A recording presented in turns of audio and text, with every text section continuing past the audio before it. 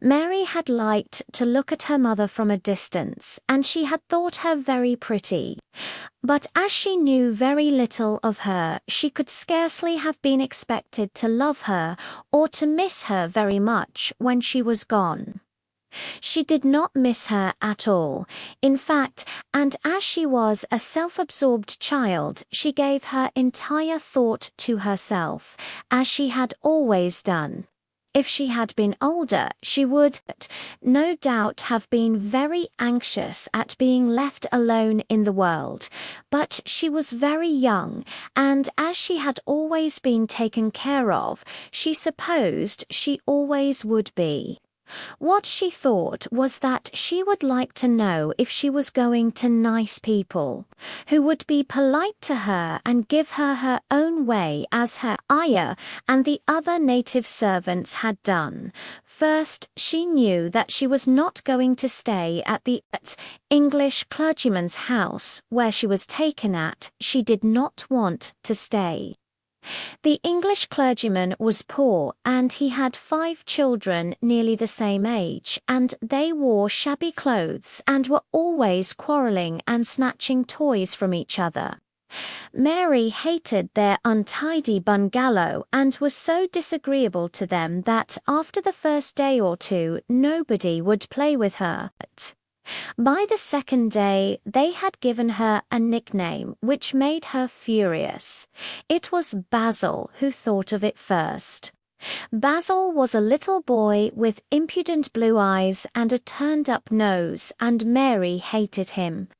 She was playing by herself under a tree, just as she had been playing the day the cholera broke out. She was making heaps of earth and paths for a garden, and Basil came and stood near to watch her. Press 1 gently. He got rather interested and suddenly made a suggestion. "Why don't you put a heap of stones there and pretend it is a rockery?" he said. "There in the middle," and he leaned over her to point. "Go away," cried Mary. "I don't want boys. Go away." For a moment Basil looked angry, and then he began to tease. He was always teasing his sisters. He danced round and round her, and made faces and sang and laughed. Mistress Mary, quite contrary. How does your garden grow? With silver bells, and cockle shells, and marigolds, all in a row. He sang it until the other children heard and laughed, too. And the grosser Mary got, the more they sang Mistress Mary, quite contrary. And after that, as long as she stayed with them, they called her Mistress Mary quite contrary when they spoke of her to each other, and often when they spoke to her. "You are going to be sent home," Basil said to her at the end of the week, "and we're glad of it." "I am glad of it, too," answered Mary. "Where is home?" "She doesn't know where home is," said Basil, with 7-year-old scorn. "It's England, of course. Our grandmama lives there, and our sister Mabel was sent to her last year. You are not going to your grandmama. You have none. You are going to your uncle. His name is Mr. Archibald Craven." "I don't know anything about him," snapped Mary. "I know you don't," Basil answered. "You don't know anything. Girls never do. I heard Father and Mother talking about him. He lives in a great, big, desolate old house in the country, and no one goes near him. He's so cross he won't let them, and they wouldn't come if he would let them. He's a hunchback, and he's horrid." "I don't believe you," said Mary, and she turned her back and stuck her fingers in her ears because she would not listen any more. But she thought over it a great deal afterward, and when Mrs. Crawford told her that night that she was going to sail away to England in a few days and go to her uncle, Mr. Archibald Craven, who lived at Misselthwaite Manor, she looked so stony and stubbornly uninterested that they did not know what to think about her. They tried to be kind to her, but she only turned her face away when Mrs. Crawford attempted to kiss her, and held herself stiffly when Mr. Crawford patted her shoulder. "She is such a plain child," Mrs. Crawford said pityingly afterwards, "and her mother was such a pretty creature. She had a very pretty manner too, and Mary has the most unattractive ways I ever saw in a child." The children call her Mistress Mary Quite Contrary, and though it's naughty of them, one can't help understanding it. Perhaps if her mother had carried her pretty face and her pretty manners oftener into the nursery, Mary might have learned some pretty ways too. It is very sad, now the poor beautiful thing is gone, to remember that many people never even knew that she had a child at all. I believe she scarcely ever looked at her, sighed Mrs. Crawford. When her ayah was dead, there was no one to give a thought to the little thing. Think of the servants running away and leaving her all alone in that deserted bungalow. Colonel McGrew said he nearly jumped out of his skin when he opened the door and found her standing by herself in the middle of the room. Mary made the long voyage to England under the care of an officer's wife, who was taking her children to leave them in a boarding school. She was very much absorbed in her own little boy and girl, and was rather glad to hand the child over to the woman Mr. Archibald Craven sent to meet her in London. The woman was his housekeeper at Misselthwaite Manor, and her name was Mrs. Medlock. She was a stout woman with very red cheeks and sharp black eyes. She wore a very purple dress, a black silk mantle with jet fringe on it, and a black bonnet with purple velvet flowers which stuck up and trembled when she moved her head. Mary did not like her at all, but as she very seldom liked people, there was nothing remarkable in that, besides which it was very evident Mrs. Medlock did not think much of her. My word, she's a plain little piece of goods, she said, and we'd heard that her mother was a beauty. She hasn't handed much of it down, has she, ma'am? Perhaps she will improve as she grows older, the officer's wife said good-naturedly. If she were not so sallow and had a nicer expression, her features are rather good. Children alter so one much. She have to alter a good deal, answered Mrs. Medlock, and there's nothing likely to improve children at Misselthwaite, if you ask me. They thought Mary was not listening because she was standing a little apart from them at the window of the private hotel they had gone to. She was watching the passing buses and cabs and people, but she heard quite well and was made very curious about her uncle and the place he lived in. What sort of a place was it, and what would he be like? What was a hunchback? She had never seen one. Perhaps there were none in India. Since she had been living in other people's houses and had had no ayah, she had begun to feel lonely and to think queer thoughts which were new to her. She had begun to wonder why she had never seemed to belong to anyone, even when her father and mother had been alive. Other children seemed to belong to their fathers and mothers, but she had never seemed to really be anyone's little girl.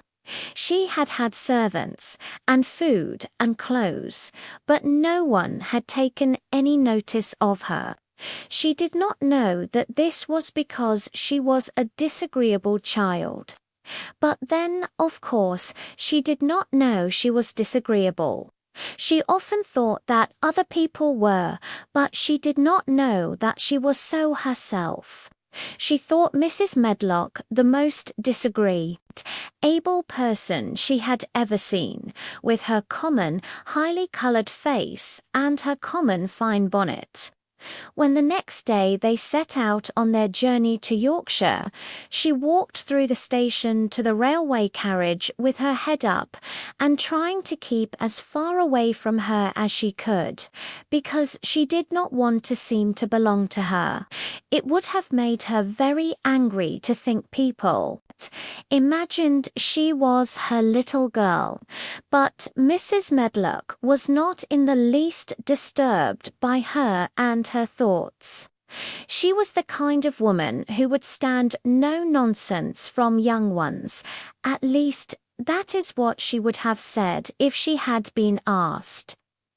She had not wanted to go to London just when her sister Maria's daughter was going to be married, but she had a comfortable, well-paid place as housekeeper at Misselthwaite Manor, and the only way in which she could keep it was to do at once what Mr. Archibald Craven told her to do. She never dared even ask a question. Captain Lennox and his wife died of the cholera, Mr. Craven had said in his short, cold way. Captain Lennox was my wife's brother, and I am their daughter's guardian. The child is to be brought here. You must go to London and bring her yourself. So she packed her small trunk and made the journey. Mary sat in her corner of the railway carriage and looked plain and fretful. She had nothing to read or to look at, and she had folded her thin little black-gloved hands in her lap. Her black dress made her look yellower than ever, and her limp light hair straggled from under her black crape hat. A more marred-looking young one I never saw in my life, Mrs. Medlock thought. Marred is a Yorkshire word and means spoiled and pettish. She had never seen a child who sat so still without doing anything, and at last she got tired of watching her and began to talk in a brisk, hard voice. I suppose I may as well tell you something about where you are going to, she said. Do you know anything about your uncle? No, said Mary. Never heard your father and mother talk about him. No, said Mary, frowning. She frowned because she remembered that her father and mother had never talked to her about anything in particular. Certainly they had never told her things. Humph, muttered Mrs. Medlock, staring at her queer, unresponsive little face. She did not say any more for a few moments, and then she began again. I suppose you might as well be told something to prepare you. You are going to a queer place. Mary said nothing at all, and Mrs. Medlock looked rather discomfited by her apparent indifference. But after taking a breath, she went on, not but that it's a grand big place in a gloomy way, and Mr. Craven's proud of it in his way, and that's gloomy enough, too. The house is 600 years old, and it's on the edge of the moor, and there's near 100 rooms in it, though most of them's shut up and locked. And there's pictures and fine old furniture and things that's been there for ages. And there's a big park round it, and gardens and trees with branches trailing to the ground. Took another breath. Some of them, she paused, but there's nothing else, she ended suddenly. Mary had begun to listen in spite of herself. It all sounded so unlike India and anything new. It rather attracted her, but she did not intend to look as if she were interested. That was one of her unhappy, disagreeable ways. So she sat still. "Well," said Mrs. Medlock, "what do you think of it?" "Nothing," she answered. "I know nothing about such places." That made Mrs. Medlock laugh, a short sort of laugh. She said, "but you are like an old woman. Don't you care?" "It doesn't matter," said Mary, "whether I care or not." "You are right enough there," said Mrs. Medlock. "It doesn't. What you're to be kept at Misselthwaite Manor for, I don't know, unless because it's the easiest way. He's not going to trouble himself about you, that's sure and certain. He never troubles himself about no one." She stopped herself as if she had just remembered something in time. "He's got a crooked back," she said. "That set him wrong. He was a sour young man and got no good of all his money and big place till he was married." Mary's eyes turned toward her in spite of her intention not to seem to care. She had never thought of the hunchbacks being married, and she was a trifle surprised. Mrs. Medlock saw this, and as she was a talkative woman, she continued, but with more interest. This was one way of passing some of the time, at any rate. She was a sweet, pretty thing, and he'd have walked the world over to get her a blade o' grass she wanted. Nobody thought she'd marry him, but she did, and people said she married him for his money. But she didn't, positively. When she died, Mary gave a little involuntary jump. "Or, did she die?" she exclaimed, quite without meaning to.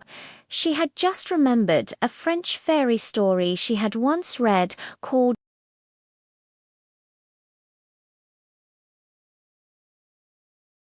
Requête à la Houppe.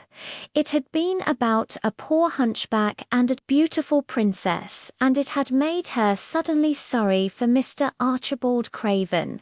"Yes, she died," Mrs. Medlock answered, "and it made him queerer than ever. He cares about nobody. He won't see people most of it. The time he goes away, and when he is at Misselthwaite, he shuts himself up in the West Wing, and won't let any one but Pitcher see him. Pitcher's an old fellow, but he took care of him when he was a child, and he knows his ways." It sounded like something in a book, and it did not make Mary feel cheerful. A house with 100 rooms, nearly all shut up and with their doors locked, a house on the edge of a moor. Whatsoever a moor was sounded dreary. A man with a crooked back who shut himself up also. She stared out of the window with her lips pinched together, and it seemed quite natural that the rain should have begun to pour down in grey slanting lines and splash and stream down the window panes. If the pretty wife had been alive, she might have made things cheerful by being something like her own mother, and by running in and out and going to parties as she had done in frocks full of lace. But she was not there any more.